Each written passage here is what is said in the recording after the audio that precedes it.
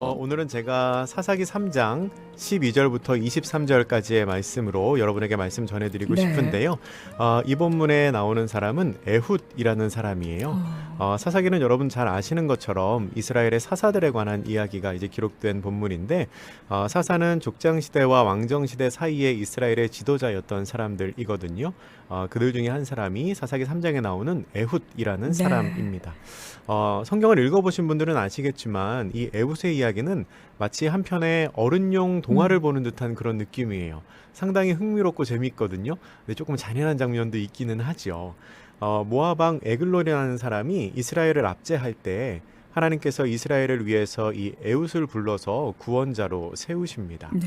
왼손잡이였던 에훗은 오른쪽 허벅지에 칼을 숨기고 모압 왕 에글론에게 공물을 바치러 갔다가 그 에글론과 독대를 하게 되는데요. 그때 숨겨뒀던 칼을 빼서 에글론을 찌르고 그 자리에서 도망쳐 나오게 되지요. 그 후에 군사들을 모아서 모압 사람들을 쳤고 이스라엘 땅이 이후 80년 동안 평안했다 네. 하는 것이 에훗의 이야기입니다. 네. 오늘 생각해 볼 것은 음. 이 약점을 강점으로 바꾸어서 일하시는 하나님이에요.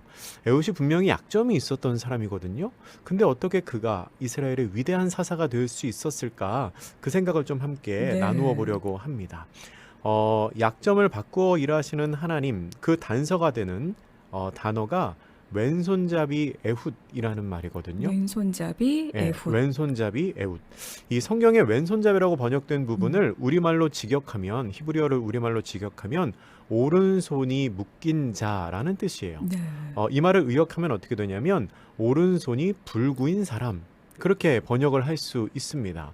그러니까 사실 이 에훗은 네. 오른손보다 왼손을 더 잘 쓰는 음. 왼손잡이가 아니고, 엄밀히 말하면 오른손에 장애가 있어서 어쩔 수 없이 왼손밖에 쓸 수 없었던 왼손잡이였다는 거지요. 그 사실을 제가 알게 되니까 네. 예전부터 품었던 의문이 한 가지 음. 풀리더라고요. 제가 학생 시절부터 가졌던 의문이 있었는데 그게 뭐냐면 어떻게 에훗과 에글론이 독대를 할 수 있었을까? 그거였거든요. 네.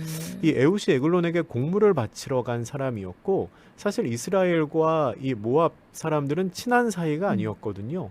근데 어떻게 호위하는 사람도 없이 둘만 남아서 네. 이야기를 나눌 수 있었을까? 아마 많은 분들도 궁금해하셨을 것 같아요. 이 성경 본문을 네. 보면서 어떻게 독대를 할 수 그러게, 있었을까? 주변에 신하도 없이 어떻게 그렇게 할 수 있었을까? 근데 이 오른손이 불구인 사람 에훗, 이 문장을 보니까 그럴 수 있었겠다. 이 에글론이라는 사람이 좀 방심을 했을 수 있겠죠. 네. 이 에훗이라는 사람 딱 보니까 몸이 좀 불편한 사람이에요. 그런 사람이 우리 둘이 좀 이야기하자 했을 때, 뭐 저 불편한 사람이 나를 어떻게 해코지 할 수 있겠어? 라는 생각에 독대를 허락할 수 있었을 거라는 생각을 제가 한 겁니다. 근데 이 에글론이 네. 모르는 게 있었어요. 뭐냐면 에훗에게는 오른손을 쓰지 못하는 단점이 있었지만 그에게는 오른손 못지 않은 왼손이 네. 있었습니다. 그리고 그 약점을 강점으로 바꾸어 일하시는 하나님의 능력이 아멘. 그와 함께 있었죠. 만약에 에훗이 오른손잡이였다면 그 일 감당하지 못했을 거예요. 약점이 있었기 때문에 그 일을 감당할 수 있었습니다. 네.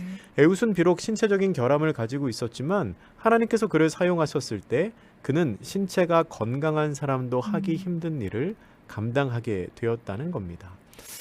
이렇게 하나님께서는 우리가 가지고 있는 약점까지도 바꾸어서 선하게 아멘. 더 힘있게 네. 사용하실 수 있는 분입니다.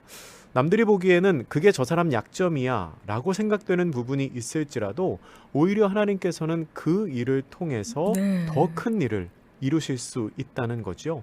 오히려 약점이 있기 때문에 더 귀하게 사용될 수 있습니다. 성경 신약성경 누가복음 19장에 보면 삭개오의 이야기가 네. 나와요. 우리가 잘 아는 얘기죠. 이 삭개오라는 사람, 예수님이 너무 보고 싶었어요. 근데 사람들이 너무 많이 몰리니까 키가 작은 삭개오는 예수님을 볼 수가 없었습니다. 그래서 이 삭개오가 어떻게 하죠? 뽕나무에 올라가죠. 아, 정답. 나무 위에 올라가거든요. 네. 근데 그 나무 위에 올라간 삭개오가 눈에 띄어서 예수님이 삭개오를 보시고 내가 오늘 밤 네. 너의 집에 가서 머물겠다 말씀을 하시거든요. 만약에 삭개오가 키가 큰 사람이었다면, 그러니까 키가 작다는 약점이 없었다면 아마 나무 위에 올라갈 일이 없었을 거예요. 네. 나무 위에 올라갈 일이 없었다면 아마 예수님이 그의 집에 가서 주무시는 일도 없었을 겁니다.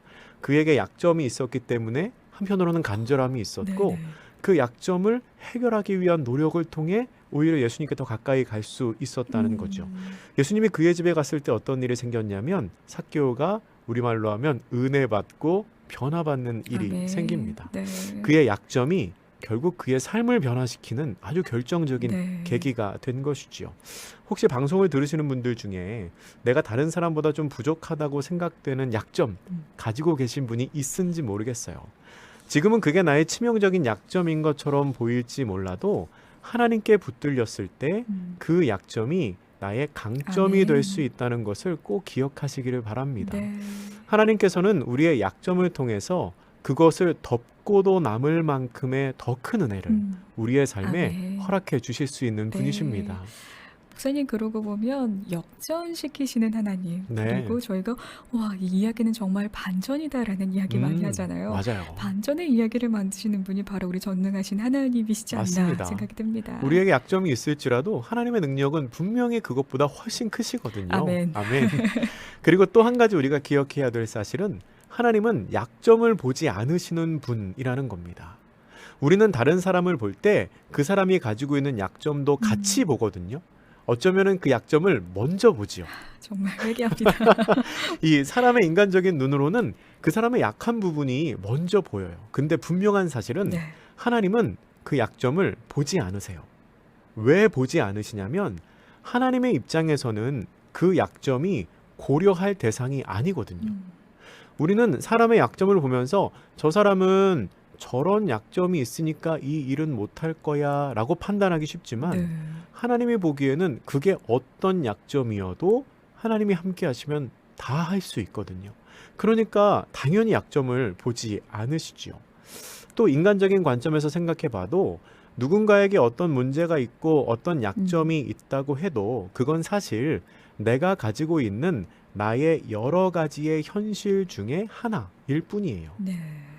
그 약점이 내 마음을 좀 작아지게 만들고 그 약점이 나를 괴롭게 할 수는 있지만 근데 그것이 내가 하는 모든 일에 대한 결격 사유가 되는 거는 아니에요. 그렇죠. 그렇죠? 근데 때로는 우리는 내가 가지고 있는 그 작은 약점이 모든 것에 대한 결격 사유가 되는 것처럼 낙심하는 경우가 많아요. 네. 사실은 많은 것들 중에서 한 가지가 부족한 거거든요. 근데 때로는 그 하나가 부족할 때 내가 가지고 있는 모든 게 다 부정되는 듯하게 생각할 경우가 많다는 거죠. 그리고 어떨 때는 그 핑계로 아무것도 안 하시는 분도 있어요. 내가 이거 가지고 있으면 뭐해? 나한텐 이게 없는데? 나한텐 이게 부족한데? 하면서 네. 나는 이것 때문에 뭘 해도 안 돼. 그렇게 생각하는 경우도 있는데 그거는 사실 틀린 생각이라는 거죠. 만약에 여러분이 가지고 있는 약점 때문에 낙심하고 계시다면 여러분 그거는 현실을 오해한 것에 불과할 수 있어요. 뭐가 그렇게 여러분으로 하여금 용기를 가질 수 없게 만듭니까? 그 문제가 그렇게 큰 문제인가요? 정말 그 한 가지 때문에 다른 모든 것을 다 못할 정도로 그게 그렇게 큰 문제인가요? 아니에요. 그렇지 않고요.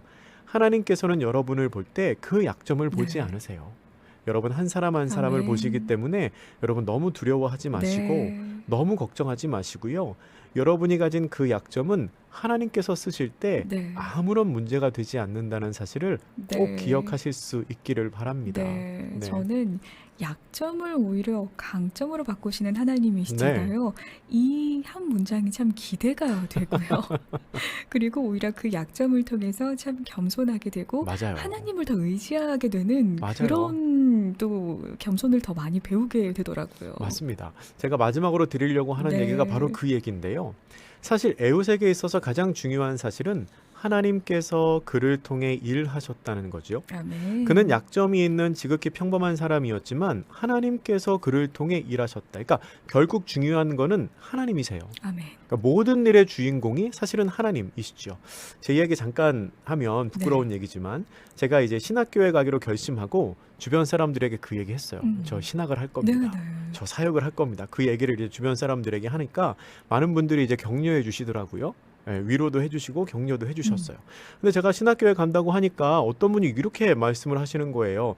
아, 하나님이 참 급하신가 보다. 그래서 제가 아니 무슨 말이냐고 그랬더니 그분이 이렇게 말해요. 야, 하나님이 얼마나 급하시면 너까지 부르실까?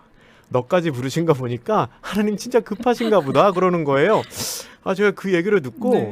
솔직히 이 기분이 좀 안 좋더라고요. 그 말은 그런 거잖아요. 하나님이 급하셔서 뭐 자격도 없고 능력도 없는 너까지 부르셨다. 뭐 그런 얘기라서 제가 처음엔 기분이 참 안 좋았는데 근데 가만히 생각해 보니까 네. 그 말이 참 감사하더라고요.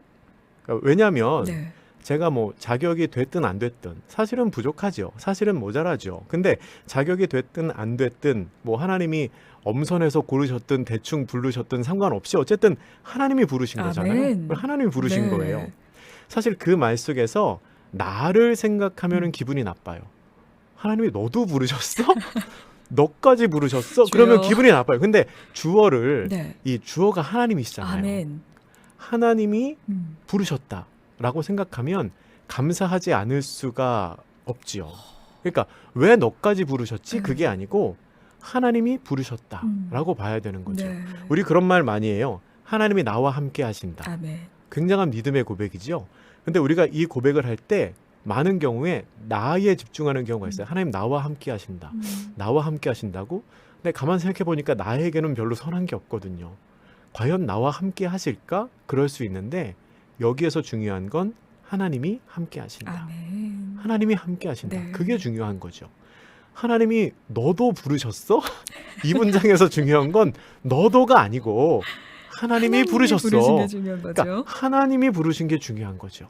하나님이 부르시고 아멘. 하나님이 일하시면 음. 저 같은 사람도 너까지도 나 같은 사람도 하나님이 사용하신다는 겁니다.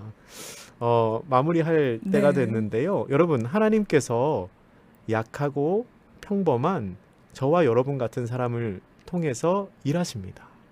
어떻게 일하시냐면 하나님이 일하시는 거죠. 아멘. 내가 아니라 하나님께서 나를 통해서 일하신다는 고백이 우리의 삶에 많이 넘칠 수 있기를 바래요. 네. 내가 무엇을 하려다가 혹은 실패했다.